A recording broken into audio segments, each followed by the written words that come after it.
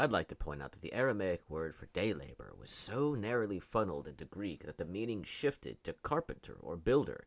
This raises the likeliness that Jesus himself was not a skilled craftsman, but just a guy making a meager wage in exchange for a day's work. Those guys out there in the parking lot of Home Depot are practicing a form of employment that in historical context was possibly practiced by Christ himself. And if Jesus were to return to earth someday, I imagine he would be standing in the parking lot of a Home Depot waiting for work and eating once a day, not standing on a soapbox shouting for the need to expel immigrants for ruining the world. Retard. Well, I don't know about anyone else in the world, but I'm absolutely sick and tired of purity testing. You can be friendly or even outright friends with someone despite very differing opinions on very controversial topics without cutting off a friendship, without ending familial relationships even. Nowhere is this more obvious than religion, but as I was only ever a bad Christian, am now atheist, and have very little interest in theology, I'm ill-suited to make any knowledgeable conversation on the subject. What I can do, however, is point out the toxically hypocritical way it's being used in politics, particularly modern politics, as religions have, over time, been modernized.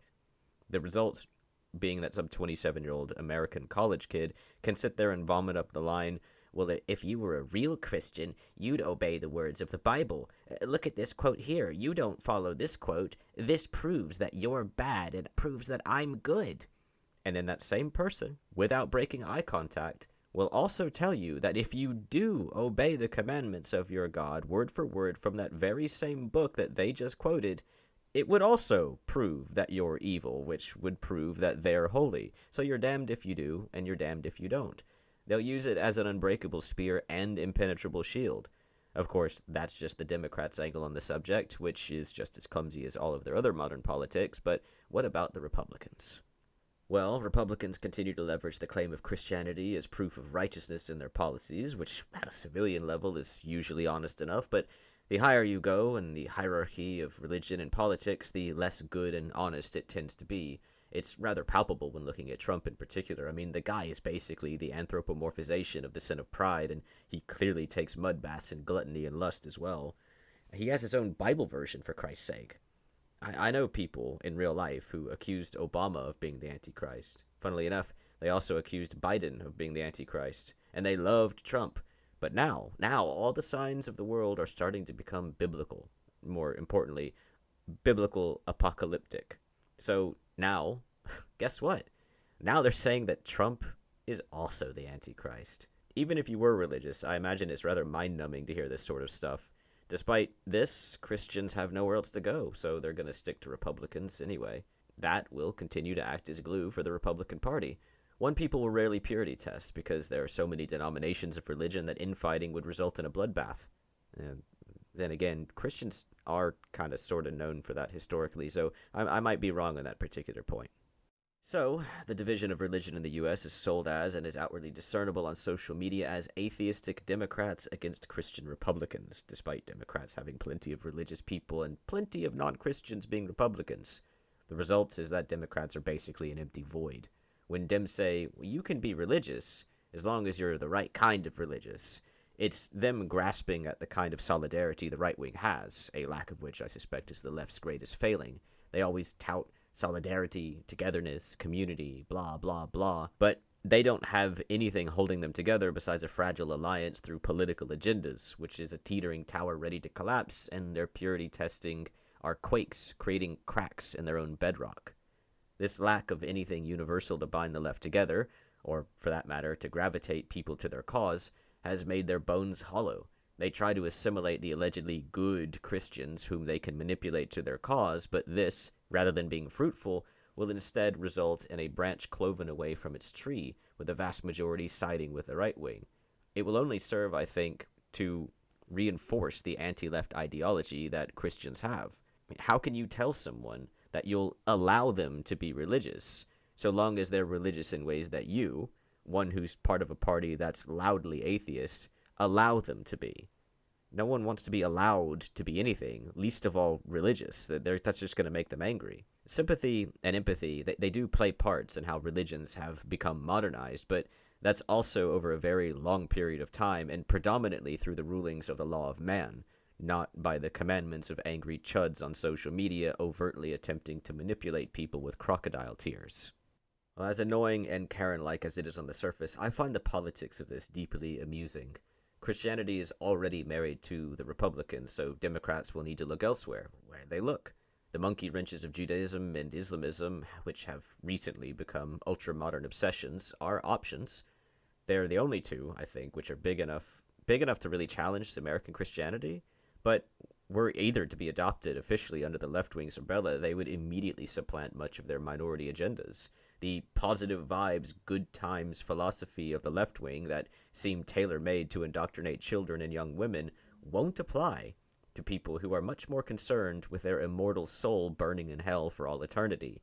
It won't sway them, but many of the left see assimilating as a possibility, not even necessarily for the sake of gaining political power. It could also just be the toxic inclusivity of the left that mandates the acceptance of people of all religions. The thing is, religion exists by spreading to the downtrodden and youths while conditioning them with teachings of kindness and helping them through their suffering, which is sort of exactly what modern democracy is, honestly. But my point is that if you accept religion into something, it will, by its very design, pervade through more and more people until it controls the majority. And at that point, the teachings kind of become the law, not what the law originally was when it accepted that religion into it. More to the point, while none of the big three are very accepting of the democratic agendas, I believe the Judaic and Islamic beliefs, well, they're probably far worse because they have not been tamed by Western modernization like Christianity has. And I don't mean to insult any Jews or Muslims when I say this, but Democrats attempting to assimilate those faiths would be akin to thinking that you could, I don't know, like you could just sail over to North Sentinel Island and hang out with some uncontacted tribe. No problem. Yes, problem. Big problem.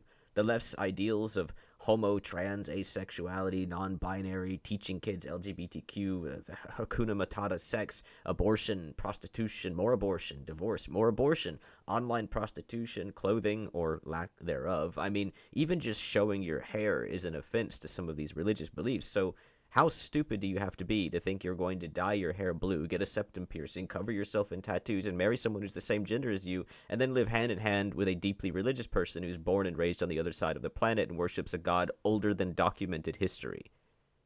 This is a legitimate trope. You know, that one. The trope of, I can tame this untamable power for my own, and surely nothing bad will come of it. And then something definitely bad comes of it. Very, very obviously so. And there's a million examples, but I'm compelled to mention Lord of the Rings.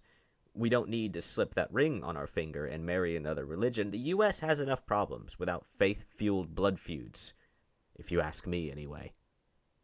Now, were it a FAFO problem, I wouldn't care. But it would directly impact the entire country. Like I said, religion spreads. Plus, left or right, black or white, even as an atheist, it's just obnoxious to see and hear these people proudly define themselves as atheists and then tell Christians what they are and aren't allowed to do, all while the left wing parades themselves around as these symbols of inclusivity and acceptance, all while the left wing calls others dictators and fascists. You can't have it both ways. They're weapons-grade Karens. They need to be disarmed. It's like the humongous clip, except without humongous keeping the crazy lady from exploding. It's not even just that it's obnoxious, it's also dangerous. A cornered animal bites. Christianity has ruled supreme in the USA for so long that the old lion has been appeased to complacency, which has allowed for progressive liberal ideas to sort of flourish. Awakening the predatory instincts of Christians is not a great idea, and it's not just Democrats who would suffer. Many very conservative laws have already been tossed around recently, with some even wanting to ban ASMR by classifying it as sexual, for which we have all of the people creating unquestionably sexual ASMR on allegedly safer work websites, YouTube, to thank for that, as well as the sites, YouTube, allowing sexual content like twerking to persist despite knowing they shouldn't. Therein is the problem. The entirety of it is concisely displayed in the microcosm of ASMR, of all things. It's not sexual or non-sexual. It's not black or white. Blue allows everyone to do whatever they want. Red would restrict anyone from doing anything. The world is not black and white. That's why I'm gray on almost everything. Anyway, thanks for watching. Take care now. Bye-bye then.